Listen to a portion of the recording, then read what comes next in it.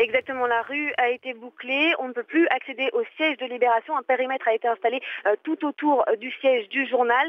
Peu avant 11 heures, une dizaine de véhicules de la police judiciaire est arrivée sur place. Certains des officiers se trouvent devant le siège, d'autres sont entrés à l'intérieur afin de recueillir, on l'imagine, les premiers indices. Je vous rappelle que l'homme s'est présenté vers 10h15 au siège de Libération. Il a tiré au moins 2 coups de feu, a blessé l'assistant d'un photographe au thorax avant de prendre la fuite. Il est donc en ce moment activement recherché. Les officiers à l'intérieur du journal travaillent à recueillir le moindre indice pouvant conduire à lui. Ici, vous l'imaginez, cette fusillade a provoqué une grande émotion. J'ai croisé tout à l'heure une journaliste de Libération qui arrivait, comme tous les matins, au journal pour travailler. Elle venait d'apprendre ce qui s'était passé, tentait avec son téléphone de joindre des collègues pour avoir des informations. L'accès au journal lui a été interdit car, comme je vous le disais, personne n'a pour l'instant le droit de pénétrer à l'intérieur du périmètre de sécurité. Mais cette fusillade de ce matin contre la rédaction de Libération provoque évidemment une forte émotion que l'on ressent très fort ici. Julie Guillot, les enquêteurs qui vont travailler sur les vidéosurveillances et les comparer à celles tournées vendredi matin sur BFM TV parce qu'un homme a surgi vendredi matin, armé lui aussi, et on a retrouvé 2 cartouches.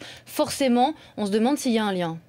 Exactement, c'est un procédé extrêmement similaire, extrêmement troublant. Et ici, dès les premières minutes, évidemment, cette hypothèse est venue à l'esprit de tout le monde ici, des journalistes à l'intérieur du siège de Libération, des journalistes à l'extérieur qui se sont précipités pour couvrir l'événement. Évidemment, tout le monde pense à ces 2 attaques à quelques jours de distance contre des médias, d'un procédé d'un homme seul qui vient à pied, armé et qui est extrêmement menaçant puisque même s'il n'avait pas fait usage de son arme contre le siège de BFM TV, on se souvient, on avait retrouvé des cartouches, on ne savait pas donc s'il n'avait pas tenté de faire usage de son arme sans que cela n'ait réussi. En tout cas, ce matin, c'est bien 2 coups de feu qui ont été tirés et l'assistant d'un photographe du journal qui a été sérieusement touché au thorax.